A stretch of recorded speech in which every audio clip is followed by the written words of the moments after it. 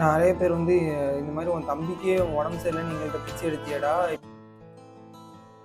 20,000 ரூபா காசு இல்லை என்கிட்ட. அந்த 20,000 ரூபா காசு இல்லாமல் நான் வீடியோ போட்டு உங்கள் பணியில் சொன்னேன்னா எல்லாத்தையும் பிச்சை எடுத்தனும். பணம் தான் எல்லாத்துக்குமே மேஜரான ரீசன். பணம் நினச்சா எதை வேணால் எப்படி வேணால் மாற்ற முடியும் அப்படிங்கிறது தெரிஞ்சிச்சு. இன்னொரு ஸ்பெஷலான விஷயம் இருக்குது இதில், அதுதான் சொல்லலான்ட்டு மறந்துட்டேன். எப்பவும் போல் இந்த பிறந்தநாளுக்கும் விஷஸ் வந்து என்னால் சொல்லி மாறலை. நான் சைடில் ஸ்க்ரீன்ஷாட் ஆட் பண்ணுறேன்.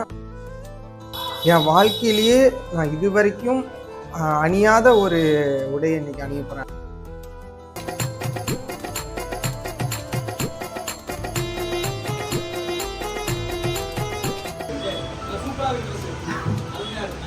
உங்கள் அப்பா அம்மாவெல்லாம் இப்படி விட்டுறாதீங்க அப்படின்னு சொன்னாங்க.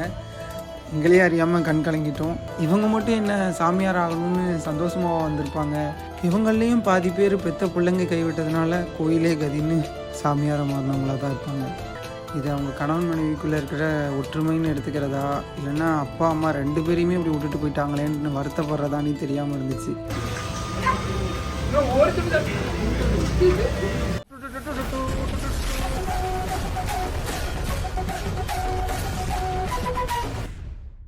எங்கள் சிரிப்புக்கு சொந்தக்காரங்க எல்லாருக்கும் வணக்கம். இன்றைக்கி மார்ச் 3 என்னோட பிறந்த நாள். வழக்கம் போல் 12 மணிக்கு கேக் கட் பண்ணோம். பிறந்தநாள் ரொம்பவே சிறப்பாக ஆரம்பிச்சிச்சு. இந்த பிறந்தநாளில் எனக்கு மறக்க முடியாத நிறைய சம்பவங்கள் நடந்துகிட்ருக்கு. அதில் ஒன் பை ஒன்னாக பார்ப்போம்.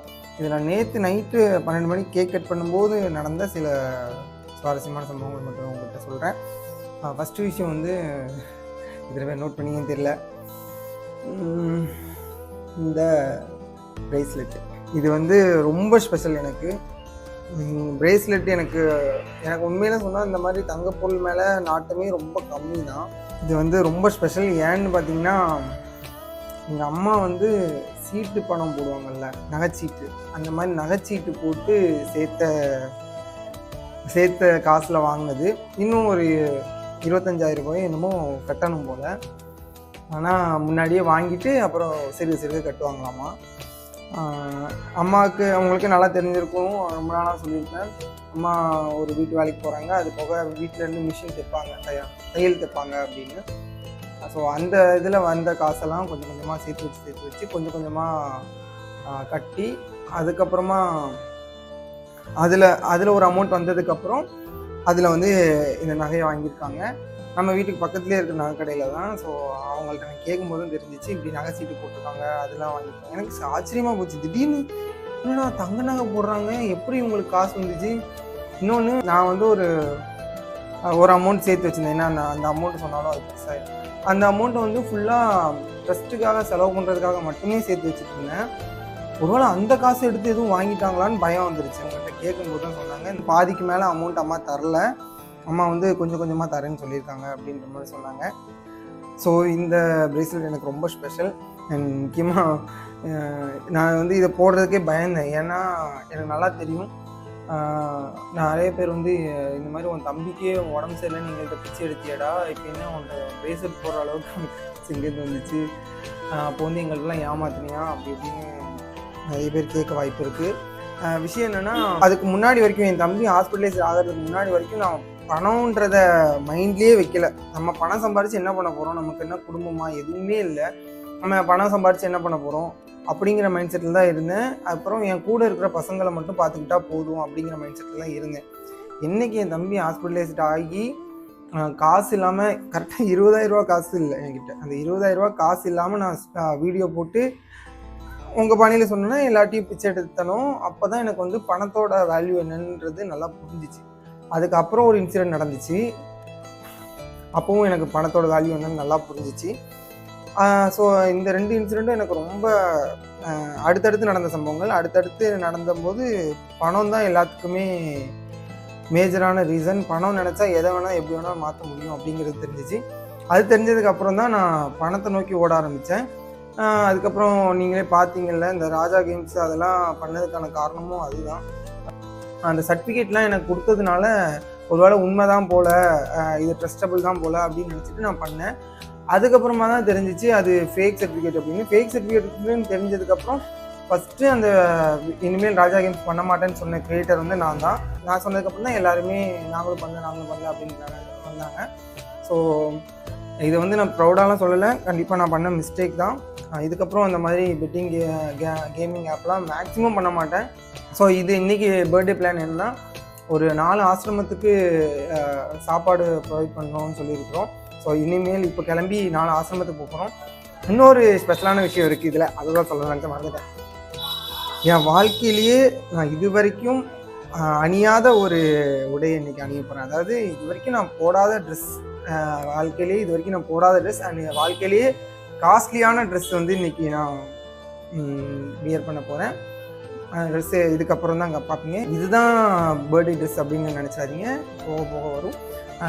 ஸோ வந்து என் வாழ்க்கையிலேயே காஸ்ட்லியான ட்ரெஸ், சேம் டைம் இது வரைக்கும் நான் போடாத ஒரு ட்ரெஸ்ஸை வந்து இன்றைக்கி போட போகிறேன். எனக்கு அதை நினச்சா சிரிப்பாக தான் வருது. அதில் எப்படி இருப்பணும் தெரியல, ஒரு மாதிரி கோமாளி மாதிரி இருந்தாலும் அட்ஜஸ்ட் பண்ணிக்கோங்க. ஆனால் அந்த ட்ரெஸ்ஸு எனக்கு ரொம்ப பிடிச்சிருந்துச்சு. இந்த ட்ரெஸ்ஸு எனக்கு யார் கிஃப்ட் பண்ணாங்க அண்ட் அந்த ட்ரெஸ் எப்படி இருக்குது அப்படிங்கிறதெல்லாம் போக போக பார்க்கலாம். அண்ட் நான் கிளம்பிட்டோம். கீழே ராஜேஷ் கிளம்பிட்டு இருக்கான், அம்மா கிளம்பிட்டு இருக்காங்க, அப்புறம் எல்லோரும் கிளம்பிட்டு இருக்காங்க. கிளம்பினதுக்கப்புறம் இப்போ நம்ம இங்கேருந்து தூத்துக்குடி போயிட்டு தூத்துக்குடியில் போய் ஆசிரமத்துக்கு பண்ணுறது எல்லாத்தையும் பார்க்கலாம். எப்பவும் போல் இந்த பிறந்தநாளுக்கும் விஷஸ் வந்து என்னால் சொல்லி மாறலை. நான் சைடில் ஸ்க்ரீன்ஷாட் ஆட் பண்ணுறேன். அதாவது ஒரு நிமிஷத்துக்கு எவ்வளோ விஷஸ் வருது அப்படின்றத நான் ஸ்க்ரீன்ஷாட் ஆட் பண்ணுறேன். நிஜமாக மனசார சொல்கிறேன், இந்த மாதிரி அன்பு கிடைக்கிறதுக்குலாம் நான் என்ன புண்ணியம் பண்ணேன்னு சத்தியமாக எனக்கு தெரியல. நான் ரொம்ப நாளாகவே அப்படி தான் நினச்சேன், நம்ம ட்ரெண்டெல்லாம் முடிஞ்சிருச்சு, நம்மளை இதுக்கப்புறம் யாரும் மதிக்க மாட்டாங்க. ஏன்னா நானே நிறைய இடத்துலேருந்து ஒதுங்கிட்டேன். நம்ம இப்படிலாம் பண்ண வேணாம், அப்படிலாம் பண்ண வேணாம், காலேஜ் ஃபங்க்ஷன்லாம் போக வேணாம் அப்படின்னு நிறைய விஷயங்கள்லேருந்து ஒதுங்கிட்டேன். பயந்துட்டேன், லிட்டரலாக பயந்து நம்மளால் நிறைய பேட் கமெண்ட்லாம் வருதுன்னு சொல்லிட்டு ஒதுங்கிட்டேன். அப்புறம் நீங்கள் ஒரு பொண்ணு கூட வீடியோ பண்ணால் தப்பாக பேசுகிறீங்க, அப்புறம் அந்த பொண்ணு கூட வீடியோ பண்ணக்கூடாதுன்னு நகண்டுட்டேன். எப்படி நீங்கள் உங்களோட ஒவ்வொரு வார்த்தைக்கும் பயந்து நகண்டு வாழ்ந்துட்டுருக்கேன். ஸோ நமக்கு அவ்வளோதான், நம்மளோட இதெல்லாம் முடிஞ்சிருச்சுன்னு நினச்சிட்டு இருக்கும்போது இந்த பர்த்டே எனக்கு மறுபடியும் புரிய வச்சுருக்குது. இல்லை உங்கள் கூட நாங்கள் நிறைய பேர் இருக்கோம் அப்படின்னு சொல்லி.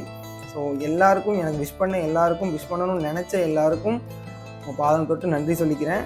கண்டிப்பாக நான் உங்களோட விஷஸும் சரி, உங்களோட பிளெஸ்ஸிங்ஸும் சரி மறக்கவே மாட்டேன். நான் இது எப்போவும் என் கூட இருக்கிறதுக்கு நான் என்னென்ன பண்ணணுமோ அதை கண்டிப்பாக பண்ணுவேன். நன்றி. வாங்க வீடியோ கொடுப்போம்.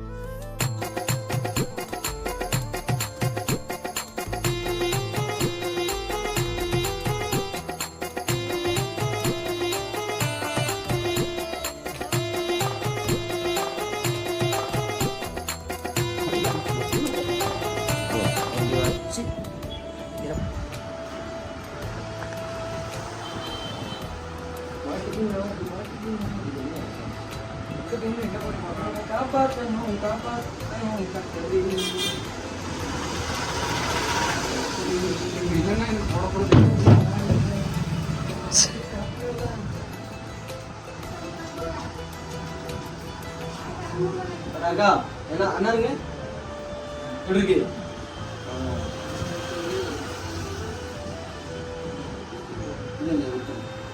போட்டோ மட்டும் எடுத்துட்டு எல்லாத்தையும் அப்படி சொல்லல, நானும் அப்படி எல்லாத்தையும் எடுத்துக்கிட்டு காசு கொடுத்து வாங்கி போய் உங்க வீட்டுக்கு வைக்கிறதுக்கு எடுத்துருக்கு.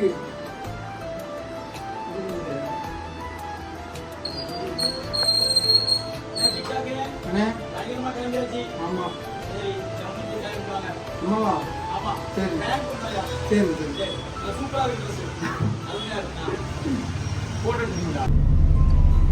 தூத்துக்குடி கிளம்பிட்டு ஒரு வழியா நான், அம்மா, என்னோடய ஃப்ரெண்ட்ஸு எல்லோரும் சேர்ந்து தூத்துக்குடி கிளம்பிட்டோம். இது நிறைய பேருக்கு தெரிஞ்சிருக்கும், தெரியாதவங்களுக்காக சொல்கிறேன். இது எங்கள் தூத்துக்குடியோட அடையாளம், உப்பளங்கள். அங்கே குட்டி குட்டி மலை மாதிரி தெரியுதில்ல, அது எல்லாமே நம்ம சாப்பாடுக்கு போட்டு சாப்பிட்ற உப்பு. இதுதான் ஃபஸ்ட்டு நாங்கள் வந்த ஓல்டேஜ் ஹோம். நீங்களும் மனசார ஏதாவது செய்யணும்னு நினச்சிங்கன்னா கண்டிப்பாக இவங்களை காண்டாக்ட் பண்ணுங்கள். அட்ரஸ் டீட்டெயில்ஸ் எல்லாமே இந்த போர்டில் இருக்குது.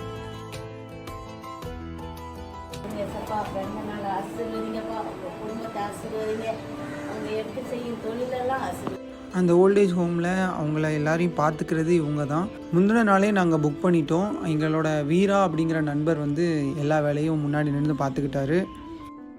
நம்ம சொந்த பந்தத்திட்ட ஆசீர்வாதம் வாங்குறத விட இந்த மாதிரி ஆதரவற்ற முதியவர்கள்கிட்ட ஆசீர்வாதம் வாங்குறத நான் பெரிய பாக்கியமாக நினைக்கிறேன். அவங்க எல்லாரையும் பார்க்கும்போது எனக்கு ஒன்றே ஒன்று தான் தோணுச்சு, எப்படி மனசு வருது, இந்த மாதிரி பெற்று வளர்த்து நம்மளை ஆளாக்குனவங்கள திடீர்னு வந்து இந்த மாதிரி ஓல்டேஜ் ஹோமில் கொண்டு போய் போடுறதுக்கு எப்படி உங்களுக்கு மனசு வருது? ஆனால் நான் அடித்து சொல்கிறேன், விட்டுட்டு போனதோடு சரின்னு நினைக்கிறேன். இவங்க நடுவில் வந்து பார்த்தாங்கன்னா, அவங்க சாப்பாடுக்கு ஏங்கி நிற்கிறதெல்லாம் பார்த்தாங்கன்னா கண்டிப்பாக எந்த ஒரு மனுஷனாக இருந்தாலும் மனசு கரைஞ்சி அங்கேருந்து கூட்டிகிட்டு போயிடுவாங்க. ஏன்னா நாங்கள் சாப்பாடு கொடுக்கும்போது நோட் பண்ண விஷயம் அதுதான். ஒவ்வொருத்தரும் சாப்பாடுக்காக அவ்வளோ தூரம் ஏங்கி இருந்தாங்க. சாப்பாடு கொண்டு வந்து கொடுக்குற ஒவ்வொருத்தரையும் அவங்க பெத்த பிள்ளையாக நினச்சி தான் வாழ்த்துனாங்க. அதுலேயும் ஒரு அம்மா ஆசீர்வாதம் பண்ணிவிட்டு உங்கள் அப்பா அம்மாவெல்லாம் இப்படி விட்டுறாதீங்க அப்படின்னு சொன்னாங்க. எங்களே அறியாமல் கண் கலங்கிட்டோம். கண்டிப்பாக எந்த பேரண்ட்ஸுக்கும் இந்த மாதிரி நிலைமை வரவே கூடாது. இது எப்படியோ இந்த பிறந்தநாளில் உங்கள் எல்லாரோட ஆசீர்வாதத்தோடு சேர்த்து இவங்களோட ஆசீர்வாதம் கிடச்சதுக்கு நான் ரொம்ப கொடுத்து வச்சுருக்கணும். அப்புறமா எல்லோரும் சேர்ந்து சாப்பிட போனோம். இது வந்து என்னோடய தம்பி கடை தான். இங்கேருந்து தான் எல்லாருக்குமே சாப்பாடும் வாங்கிட்டு போனோம். அம்மா நான்வெஜ் சாப்பிட மாட்டாங்கல்ல, ஸோ ராஜேஷ் சும்மா கிண்டல் பண்ணிகிட்டு இருந்தான். அம்மா கடுப்பாயிட்டாங்க.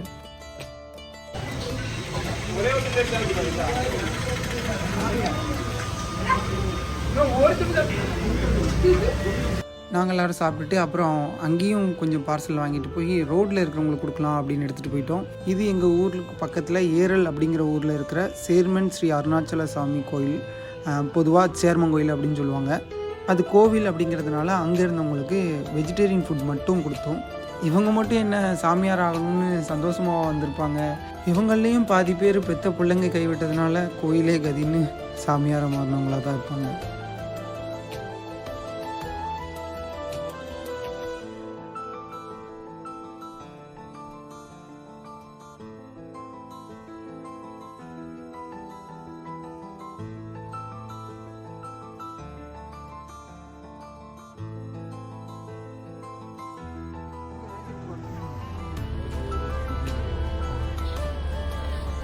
இந்த அம்மா அவங்க கணவரோடு வந்திருக்காங்க போல். கணவர் வெளியில் போயிருக்கிறதுனால அவருக்கும் சேர்த்து சாப்பாடு வாங்கி வச்சுக்கிட்டாங்க. இது அவங்க கணவன் மனைவிக்குள்ளே இருக்கிற ஒற்றுமைன்னு எடுத்துக்கிறதா, இல்லைன்னா அப்பா அம்மா 2 பேரையுமே இப்படி விட்டுட்டு போயிட்டாங்களேன்னு வருத்தப்படுறதானே தெரியாமல் இருந்துச்சு. நாங்கள் அந்த சாப்பாடை வாங்கி கொண்டு போய் கொடுக்கும்போதே மணி 3. அது வரைக்கும் சாப்பிடாமல் இருந்திருப்பாங்க போல். சாப்பாடு வந்தோன்னே அவசர அவசரமாக சாப்பிட்டதை பார்க்கும்போது ஒரு மாதிரி ரொம்ப எமோஷ்னல் ஆகிடுச்சு. ஓகே, பர்த்டே சர்ப்ரைஸ்லாம் அடுத்த விழாக்கில் பார்க்கலாம். எங்கள் சிரிப்புக்கு சொந்தக்காரங்க எல்லாருக்கும் நன்றி.